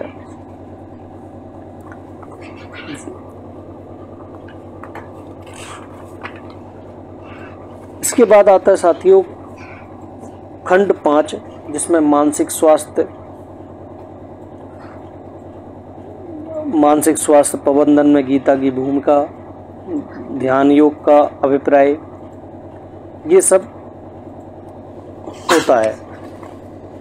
तो इसमें मानसिक स्वास्थ्य और ध्यान योग का अभिप्राय, ये महत्वपूर्ण बिंदु हैं दो।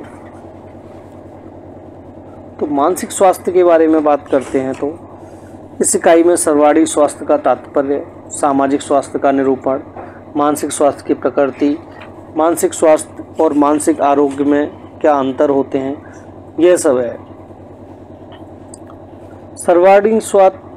सर्वांगीण स्वास्थ्य शरीर, मानसिक और सामाजिक स्वास्थ्य का समन्वित स्वरूप है। आयुर्वेद के संस्थापक के रूप में सममान्य चरक ऋषि द्वारा लिखित संस्कृत गीत चरक संहिता में एक श्लोक है, सत्वमात्मा शरीरम च त्रयमेतंत्र त्रिदंतद लोकस्तिष्ठति संयोगांतरत सर्व प्रतिष्ठितम। अर्थात शरीर और मन, आत्मा मानव जीवन की त्रिमूर्ति हैं। इनके सम्मिश्रण से ही लोक में सब कुछ व्यवस्थित है। इसका आशय यह हुआ कि विश्व में सब कुछ तभी उपयुक्त रहेगा जबकि सब लोग शरीर और मन और आत्मा तीनों स्तर पर स्वस्थ रहेंगे, अर्थात सर्वांगीण रूप से स्वस्थ रहेंगे। कुछ ऐसा ही मत आयुर्वेद में शल्य पद्धति के जनक माने जाने वाले ऋषि सुश्रुत द्वारा रचित सुश्रुत संहिता में भी मिलता है, जिसमें लिखा गया, जिस व्यक्ति के दोष वात, कफ, पित्त संतुलित हों, अग्नि सम हो, 7 धातुएं सम हों तथा मल भी सम हो, शरीर की सभी क्रियाएं संतुलित हों, इसके अलावा मन, सभी इंद्रियां तथा आत्मा प्रसन्न हो, वह मनुष्य स्वस्थ कहलाता है। मानसिक स्वास्थ्य का जो अर्थ होता है वो ये होता है कि मानसिक स्वास्थ्य से तात्पर्य होता है, मानसिक स्वास्थ्य का क्षेत्र बहुत व्यापक है। इसे सीमित शब्दों में परिभाषित करना सरल नहीं प्रतीत होता। इसमें मनोवैज्ञानिकों ने इस प्रकार के प्रयास किए। उन्होंने इसे व्यापक प्रत्यय को किसी सीमित दृष्टिकोण से देखा। इन मनोवैज्ञानिकों की परिभाषाओं को समन्वित कर 2 संगठनों ने मानसिक स्वास्थ्य की व्यापक परिभाषाएं प्रस्तुत की। अमेरिकन साइकियाट्रिस्ट एसोसिएशन APA के अनुसार मानसिक स्वास्थ्य उत्पादक कार्यों, लोगों के साथ संबंध निर्वहन और परिवर्तन अथवा प्रतिकूल स्थिति से निपटने में सहयोगी मानसिक और प्रतिक्रियाओं का सफल निष्पादन है। WHO defines mental health as a state of well-being in which an individual realizes her own abilities and can cope up with the normal stress of life, can work productively and is able to make a contribution toward his community। इन परिभाषाओं के विश्लेषण के आधार पर निष्कर्ष रूप से कहा जाता है कि मानसिक स्वास्थ्य की किसी व्यक्ति के समस्त मानसिक विशेषताओं और उनके सफलतम सदुपयोग का क्षमता का समुच्चय है। मानसिक रूप से व्यक्ति को संतुलित और खुशहाल रखता है, उसके सामाजिक संबंधों को सशक्त और लाभकारी बनाता है, संवेगों के प्रबंधन में सहायक होता है। ये सब मानसिक स्वास्थ्य में होता है। मानसिक स्वास्थ्य के उपागम, approaches to the mental health, इसमें मनोवैज्ञानिक उपागम होते हैं, चिकित्सीय उपागम होते हैं, सामाजिक होते हैं, आध्यात्मिक होते हैं। चिकित्सीय में मानसिक स्वास्थ्य को चिकित्सीय अवधारणा मानने वाले चिकित्सक इस क्षेत्र पर प्रभावी रहे हैं। इस अवधारणा में मानसिक स्वास्थ्य को शारीरिक स्वास्थ्य की तरह बीमारी निरंतरता को एक छोर माना गया है, अर्थात वह व्यक्ति स्वस्थ है जो रोगी नहीं है और रोगी वह है जो स्वस्थ नहीं है। इस धारणा के अनुसार वह व्यक्ति मानसिक रूप से स्वस्थ है जिसमें मानसिक प्रतिक्रियाएं स्वस्थ रूप से चलती हैं। इसी तरह मनोवैज्ञानिक उपागम में मानसिक स्वास्थ्य को एक मनोवैज्ञानिक अवधारणा मानने वालों की संख्या स्वाभाविक रूप से सर्वाधिक है। ऐसे लोग चिकित्सीय अवधारणा से इस दृष्टि को मत वैविध्य रखते हैं और वे स्वास्थ्य रोग निरंतरता को महत्वपूर्ण नहीं मानते। मनोवैज्ञानिक इसे उस सामान्य नियमों की तरह परिभाषित करने का प्रयास करते हैं जो लोगों को मनोवैज्ञानिक प्रकार को प्रभावित कर सकें। शारीरिक स्वास्थ्य की बात करते समय जहां पूर्ण शारीरिक प्रक्रियाओं के स्तर की समीक्षा की जाती है, वहीं मानसिक स्वास्थ्य में मनोवैज्ञानिक अलग अलग मानसिक प्रक्रिया के मूल्यांकन को महत्वपूर्ण मानते हैं। सामाजिक उपागम में इसके अंतर्गत महत्व दिया गया है। इस दृष्टिकोण से मानसिक स्वास्थ्य को एक सामाजिक घटना माना जाता है, इसलिए लोगों के प्रकट सामाजिक व्यवहारों पर बल दिया जाता है। ऐसे दृष्टिकोण में उसे मानसिक रूप से स्वस्थ कह सकते हैं और अपनी सामाजिक क्षमताओं को ठीक से निर्वहन करता है। आध्यात्मिक उपागम में भारतीय मान्यता रही है कि किसी मनुष्य का अस्तित्व उसके निजी तन और मन तक सीमित नहीं है। निजी तन और मन के साथ अनेक बड़ी व्यवस्थाओं का अंश होता है। वह अंश होता है अपने परिवार का, अंश होता है समाज का, अंश होता है परिवेश का। इससे भी आगे धार्मिक मान्यताओं के अनुसार एक आत्मा के रूप में अंश होता है परमात्मा का। मनुष्य द्वारा उन व्यवस्थाओं जिनका वह अंश या भाग है के साथ जुड़ने की क्षमता ही उसे मानसिक स्वास्थ्य की पहचान बनाती है। यह क्षमता तब बनती है जब मनुष्य के मर्म और कर्म और धर्म में संगति होती है।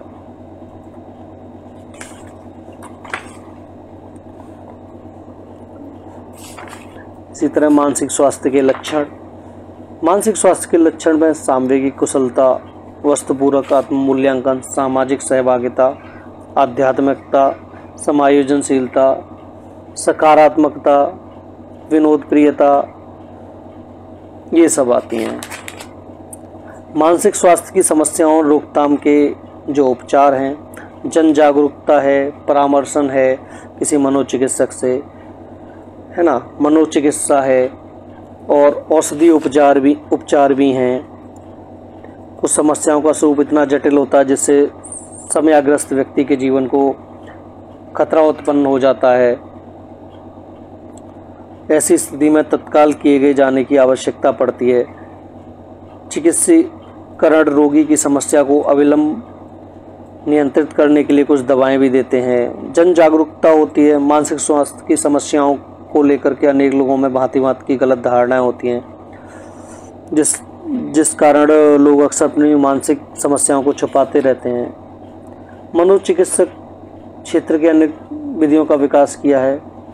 मनोचिकित्सक मानसिक स्वास्थ्य से जुड़ी किसी समस्या का निर्मूलन में उनसे जो विधि कारगर हो सकती है, मनोचिकित्सक उसका प्रयोग करते हैं। तो ये मानसिक स्वास्थ्य के लिए ये सब परामर्शन और ये सब जरूरी है। इसकी जो दूसरी इकाई है, ये भी मानसिक स्वास्थ्य प्रबंधन में गीता की जो भूमिका है उसके ऊपर है। श्री कृष्ण को प्रथम मनोवैज्ञानिक परामर्शक के रूप में भी कहा जाता है। गीता में स्वास्थ्य के समग्र स्वरूप की व्याख्या की गई है। शारीरिक, मानसिक, आध्यात्मिक स्वास्थ्य का स्वरूपण है, स्थित प्रज्ञ की विशेषता है। श्री कृष्ण को भगवत गीता में मनोचिकित्सक या मनोवैज्ञानिक क्यों कहा गया है? भगवत गीता में कहा गया कि कोई भी मनुष्य कर्म किए बिना नहीं रह सकता। हर व्यक्ति को कर्म करना होता है। किसी व्यक्ति का अस्तित्व उसके निजी तन मन तक सीमित नहीं है। निजी तन और मन के साथ व्यक्ति एक बड़ी व्यवस्था का अंश भी होता है। वह अंश होता है अपने परिवार का, समाज का, परिवेश का। इससे भी आगे हमारी सांस्कृतिक धार्मिक मान्यताओं के अनुसार वह एक आत्मा के रूप में अंश होता है परमात्मा का। व्यक्ति द्वारा उन व्यवस्थाओं जिनका वह अंश होता है तालमेल बिठाना उत्तम सफल जीवन निर्माण के लिए आवश्यक होता है। तो ये सब गीता में लिखा गया है। गीता में जिस कर्म की चर्चा की गई है वो मानव व्यवहार का ही अविस्तारित स्वरूप है। मनोविज्ञान व्यवहार का विज्ञान है, इसलिए श्रीमद् भागवत गीता को मनोविज्ञान विषय का प्रथम ग्रंथ भी कहा जाता है। भगवत गीता हिंदुओं के एक धर्म ग्रंथ महाभारत का अंश है। रामचरितमानस और महाभारत दोनों मानव जाति को उपयुक्त व्यवहार करने का मार्गदर्शन दिखाते हैं, लेकिन दोनों के निर्देश में किंचित भिन्नता है। रामचरितमानस मर्यादा श्री पुरुषोत्तम राम के जीवन पर आधारित है, इसलिए इसमें कठोर मर्यादा युक्त आचरण का उपदेश है, अर्थात किसी भी स्थिति में मर्यादा से समझौता नहीं किया जा सकता। भले ही सीता जी की अग्नि परीक्षा हो, लेकिन यदि प्रजा से कोई भी एक व्यक्ति की शंका व्यक्त करे तो मानस के अनुसार मर्यादा का तकाजा है। राम सीता को वनवास भेजा गया था। श्री कृष्ण को प्रथम मनोचिकित्सक परामर्शदाता की मान्यता दी गई है। संपूर्ण गीता मोहयुक्त अर्जुन को मोहयुक्त करने के मूल उद्देश्य से प्रस्तुत है। मोहयुक्त अर्जुन महाभारत में उनके लिए निर्धारित कर्म से पलायन करने का उद्यत हैं। मोहवश स्थिर पड़े हुए हैं, उनका गांडीव उनके हाथों से छूट जाता है, युद्ध के परिणाम को सोचकर व्यथित हो रहे हैं। गीता के उल्लेखित श्लोक में अर्जुन अपनी मन स्थिति बताते हैं। गांडीवम सस्ते हस्तात्वकेव पर्यदते नच शक्नोमम वस्थान्तुम भ्रमतीव च मे मनः, अर्थात हाथ से गांडीव धनुष गिर गया है, त्वचा भी बहुत जल रही है और मेरा मन भ्रमित हो रहा है, इसलिए मैं खड़ा रहने में समर्थ नहीं हूँ। अर्जुन बोले, आपकी कृपा से मेरा मोह नष्ट हो गया है, मैंने स्मृति प्राप्त कर ली है, मैं संशय रहित होकर स्थित हूँ, अब आपकी आज्ञा क्या मैं पालन करूँगा। तो ये सब श्री कृष्ण ने उनको बताया। उसके बाद मनोचिकित्सक की तरह उसके बाद उनका मन हुआ, फिर वो युद्ध के लिए तैयार हुए। तो ये सब बताया गया है। आध्यात्मिक स्वास्थ्य और इन सब के बारे में हम पिछले उसमें बात कर चुके हैं। इसका अगला जो इकाई है वो है आत्म संयम का भाव। इसमें ध्यान योग का अभिप्राय से संबंधित एक यूनिट है, वो इसमें नहीं दी गई है, इससे संबंधित प्रश्न भी आता है। जैसे अभी हमारे जो प्रश्न आपके असाइनमेंट में आए थे उसमें ध्यान योग का अभिप्राय वो इसमें नहीं मिला है।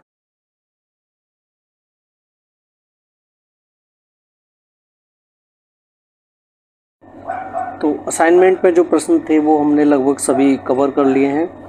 अनुशासन, दिव्य प्रेम और एक ध्यान योग का अभिप्राय, ये 3 प्रश्न हमारे इसमें कवर नहीं हो पाए हैं, उन्हें हम अलग से आपको बताते हैं जो इसमें नहीं है हमारी इकाइयों में। तो अनुशासन के बारे में जब हम बात करते हैं तो गीता के अनुसार जीवन में अनुशासन, भगवत गीता जो कि भारतीय दर्शन का एक महत्वपूर्ण ग्रंथ है। अनुशासन जिसे संस्कृत में श्रृंगार या साधना कहा जाता है, गीता में एक केंद्रीय विषय है। यह न केवल व्यक्तिगत विकास के लिए आवश्यक है बल्कि समाज और धर्म के लिए भी उतना ही आवश्यक है।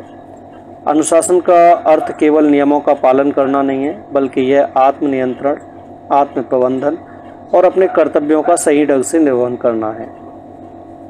अनुशासन का जो महत्व है, भगवान श्री कृष्ण ने अर्जुन को उपदेश देते हुए कहा है, इसमें अनुशासन का विशेष महत्व है। अनुशासन व्यक्ति को उसके लक्ष्यों की ओर अग्रसर करता है, अपने कर्तव्यों के प्रति सजग बनाता है।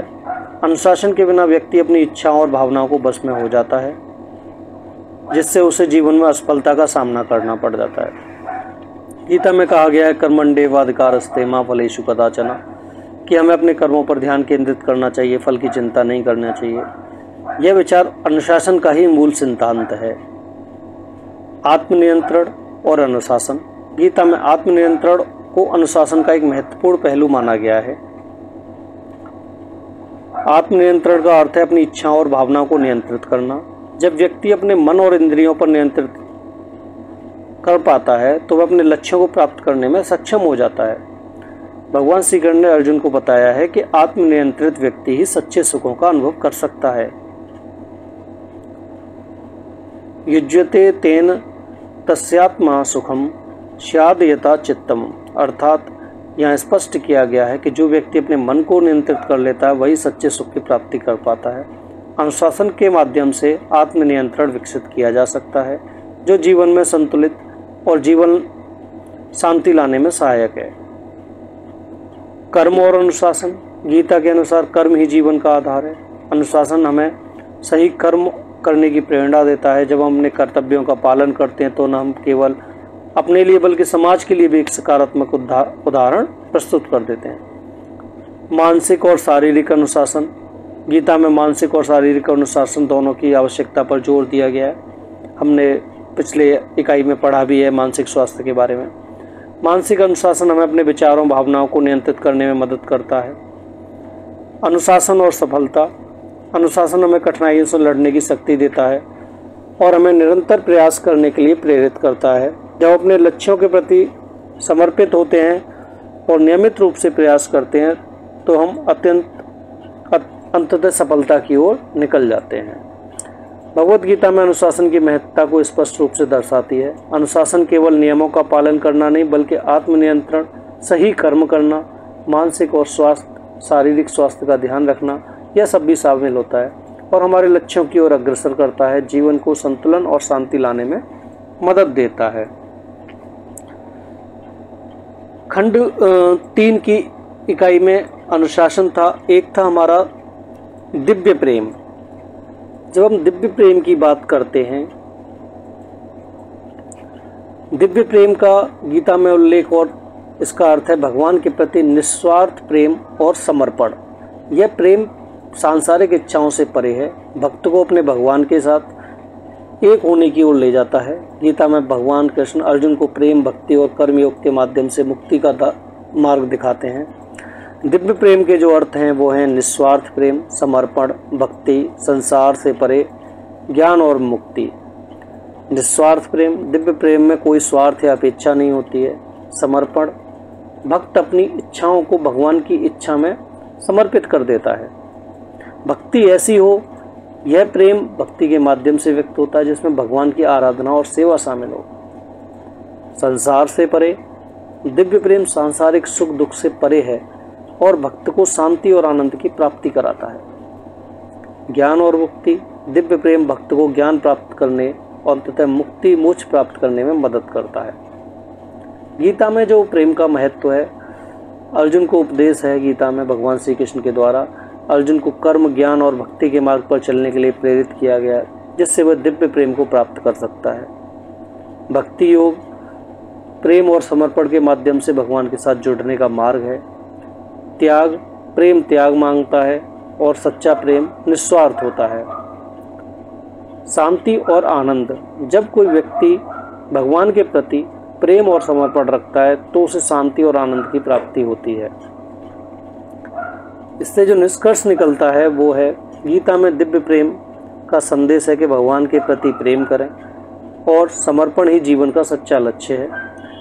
यह प्रेम सांसारिक इच्छाओं से परे है और भक्त को शांति, ज्ञान, मुक्ति की ओर लेकर के जाता है। इसी तरह हमारा खंड 5 में एक मानसिक स्वास्थ्य प्रबंधन में ध्यान योग से संबंधित प्रश्न है, ध्यान योग का अभिप्राय। वैसे हम ध्यान योग के बारे में काफ़ी कुछ पढ़ चुके हैं पिछली इकाइयों में और पिछली किताबों में भी। भगवत गीता में ध्यान योग, जिसे ध्यान योग भी कहा जाता है, 6 अध्याय में वर्णित है। यह एक ऐसी प्रक्रिया है जिससे मन को एकाग्र करके आत्मा का अनुभव किया जाता है। गीता में ध्यान योग को कर्म योग के साथ जोड़ा गया है, जहाँ कर्मों के फल की इच्छा किए बिना कर्म करने से मन शुद्ध होता है और ध्यान के लिए तैयार हो जाता है। ध्यान योग में जो मुख्य बिंदु होते हैं वो होते हैं एकाग्रता। ध्यान योग का मुख्य उद्देश्य मन को एकाग्र करना है ताकि वो इधर उधर ना भटके। नंबर 2, आत्मनियंत्रण। ध्यान के अभ्यास से मन और इंद्रियों पर आत्मनियंत्रण किया जा सकता है, जिससे मानसिक स्थिरता और संतुलन प्राप्त होता है। आध्यात्मिक विकास, ध्यान योग के माध्यम से व्यक्ति अपनी आंतरिक चेतना को विकसित कर सकता है और आत्म साक्षात्कार प्राप्त कर सकता है। पवित्र स्थान, ध्यान के लिए एक शांत और पवित्र स्थान का चयन करना चाहिए जहाँ कोई बाहरी बाधा ना हो। आसन, सुखासन या पद्मासन जैसे स्थिर पर आरामदायक आसन से बैठना चाहिए। सांस पर ध्यान केंद्रित करना चाहिए जिससे मन शांत हो सके। अभ्यास, ध्यान योग का अभ्यास नियमित रूप से करना चाहिए ताकि मन को वश में किया जा सके। ध्यान योग का अभ्यास कैसे करें? एक शांत स्थान लें जहां आप आराम से, कोई बाधा ना हो, वहां कर सकें। एक आरामदायक आसन लें, ठीक है। शरीर को सीधा रखें, आंखें बंद करें और सांस पर ध्यान केंद्रित करें। मन को शांत करें, कहीं इधर उधर विचलित ना करें और नियमित अभ्यास करें।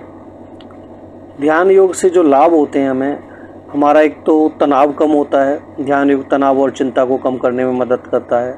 मानसिक स्पष्टता आती है, एकाग्रता में सुधार करता है, भावनात्मक संतुलन आता है। ध्यान योग भावनात्मक संतुलन और स्थिरता प्रदान करता है। आध्यात्मिक विकास और आत्म साक्षात्कार में मदद करता है। नींद में सुधार आता है, योग नींद की गुणवत्ता में सुधार लाता है।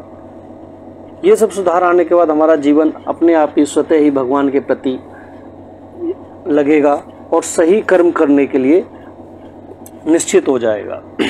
साथियों, हमने इस पूरे अध्याय में जो जो महत्वपूर्ण बिंदु थे MBG 03 के, कर्म संन्यास और आत्म संयम एवं ज्ञान विज्ञान के, वो लगभग सभी कवर कर लिए हैं। कुछ एक बिंदु थे जो बुक में नहीं दिए थे, वो हमने अलग से लास्ट में 3 टॉपिक थे जो कवर नहीं हो रहे थे, वो हमने आपको लास्ट में बता दिए हैं। उम्मीद है आप सभी को ये सब पसंद आए होंगे।